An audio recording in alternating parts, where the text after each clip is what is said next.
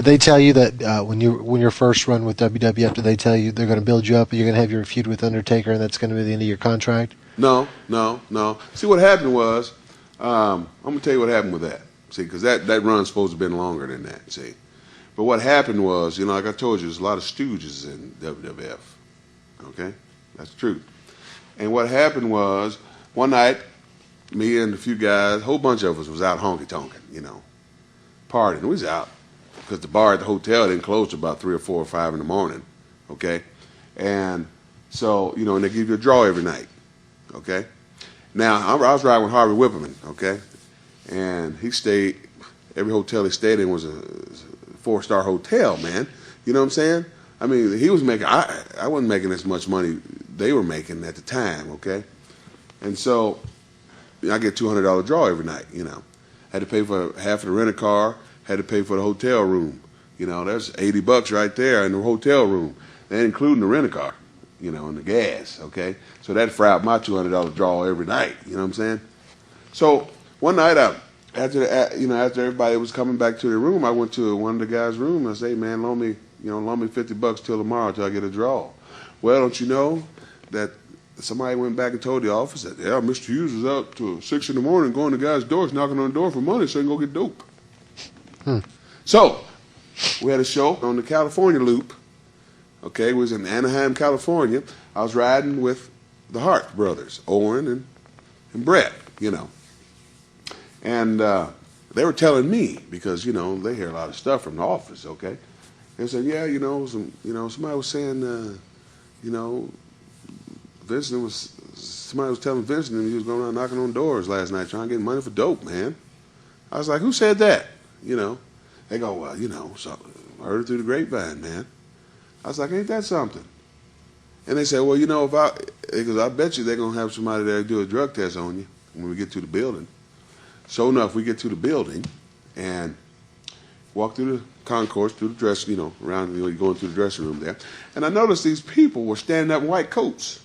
I said, what are the doctors and them doing here? So I go on in and put my bags down, and one of the agents come to me, Blackjack Lanza. He comes up to me and say, yeah, they want you to see you in the other room over there. They want to give you a piss test. I was like, huh?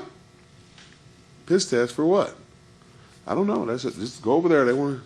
Was this the first piss test you ever took while you were in wrestling? No. No? No, because they used to do them all the time because, back then Vince was going through that trial thing right. with the steroids and all that garbage. And so I was like, well, maybe they're here to test for steroids, So I went in the room there, and Hepner, he's the one that's the agent, not the referee. He was in the room, and Blackjack come in there.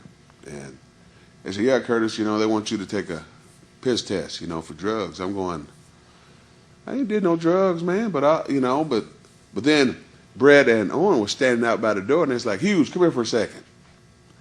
So I said, excuse me. So I walked back to the door there, and I said, yeah, man. They walked out in the hall there, and they whispered to me, and they said, man, if I were you, both of them were standing in front of me. I said, if I were you, I wouldn't take that piss test unless they make everybody else take it. I said, well, heck, man, if I don't take it, they're going to think I'm guilty. Anyway, they said, yeah, man, but if I were you, I wouldn't do it. I said, I'm not dirty. I mean, what's to be scared about? Let me go in there and piss in this cup, and everything will be fine. So I went in there and pissed in the cup there. I didn't have no words because I didn't do anything, So I go in the room, get my stuff on. I'm getting dressed, and Lanza comes over to me. And he goes, Vince called, and he wants you to. We have one more show on this loop now, and we've been done with the tour.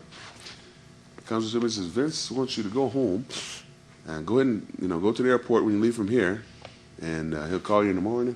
I said, what for? What? I don't know. He'll call you in the morning. So I went home. Flew home, because I had another ticket. I had to cash that ticket in to compensate for the price. Instead of going to the next town, I had to put that ticket with the money. Bam, I had to take enough to go home. Went on home. I still had to earn. Went home and slept on it. Woke up, looking at my watch. And, Vince be calling in a minute. Finally calls. Secretary called. Hold for Vince, man. I get on the phone with him. How you doing, Curtis? I'm doing fine. What's going on? He goes, well, Curtis, we got all this other stuff going on, you know, with the steroid thing, and we don't want no headaches. We don't want no, you know, no problems with drugs. And I said, Vince, I'm not on drugs. I'm not taking drugs. The test ought to tell you that, you know. He goes, yeah, I know, but, you know, we just don't want it right now. He said, well, I'm going to send, he goes, where you live? I said, oh, yeah, I live in College Park. Well, you live close to Atom Bomb, don't you? I said, yeah. We're going to send Atom Bomb over there to get the urn from you. Could you please give it to him? I'm going like, wait a minute here, hold it. Well, you letting me go here? He goes, yeah, we can't have that right now. I said, but did you get the results back from the test yet? He goes, I don't know about that yet, but, you know. And then that was it for that run, you know. Got a question, and you don't have to say anybody's name if you want to protect it. But do you think you know who stooged you out? Uh-huh, yeah, I know. Have you seen that person since? No. And if I did, he won't have no grill.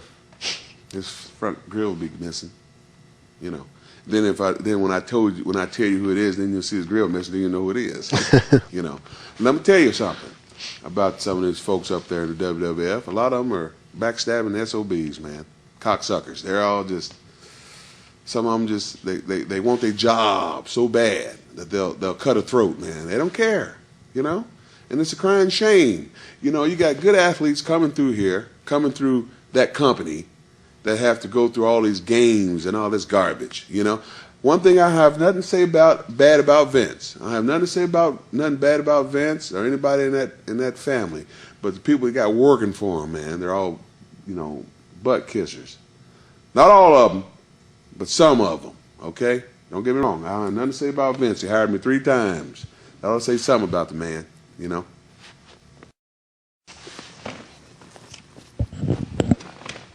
Yeah, we just finished talking about your first run in WWF and why Vince excused you, and so you probably had a lot of open wounds still when you went back the second time. You probably didn't really know what he was probably thinking when he brought you back the second time. Well, I wouldn't exactly say it that way. I knew that they really didn't have anything on me the first time, but the second time I was real careful. You know, I mean, I was careful who I hung out with, who I rode with, because the first time I rode with anybody, you know, and I was noticing that things would go back to the office that I didn't say, you know, I'm in the car asleep, you know, I didn't say that, you know. So the next time I went, you know, I was selective on who I rode with, you know. When I went back the second time, you know, the first 6 months, they pay for everything. They give you a voucher for the rent-a-car, and they pay for your hotel. So I was riding with myself most of the time, you know. And, of course, on the last time I did the same thing. So I wouldn't have that problem again, you see. But I was real careful, though, you know. Were some of the people that you felt might have stabbed you in the back before, were they gone now in this second No, one? they're still there. Still there to this day. They're not going anywhere. They're in like Flynn, brother. You know, it's just how it is, man. You know, you can't do nothing about it. You just gotta, you know, you get there, you look around, you say, okay, all right, that stooge here, that stooge still here, that stooge still here. All right, I know who not to ride with, who to talk to, who to hang out with. You know, because I started hanging out with myself mostly. You know, me and Boss Man, Lord rest his soul, used to ride together all the time. Good guy, man.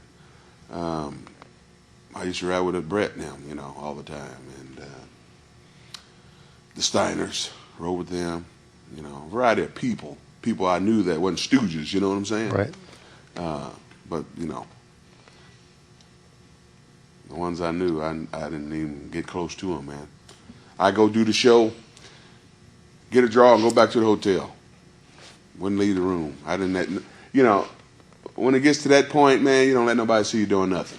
You know, usually guys come down at the hotel bar because we stayed at Marriott and the nice hotels, and Vince come down, you know, and everybody would come down to the hotel bar and hang out and have a drink. I'd come in and wave and go on back to the room. I wouldn't stay down there and have a drink or nothing, you know, because I didn't want nobody to get no ideas about what Mr. Hughes was doing, even though, because every time I went there, they put me with somebody on top, you see. And guys get jealous, man. Say, for instance, if you've been at a company, you know, say for 10 years, and then some guy comes in out of the blue and he gets that spot that you've been supposed to get, you know, you're going to be pissed, aren't you? Yep. That's what happened with me, you know. They brung me in, you know, from AWA, and all these other guys has been at this company, you know, knocked them right out the way, and I'm right there with the Undertaker, you know.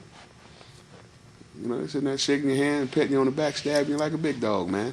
This is a dog-eat-dog business, brother. Don't let anybody else ever tell you anything different.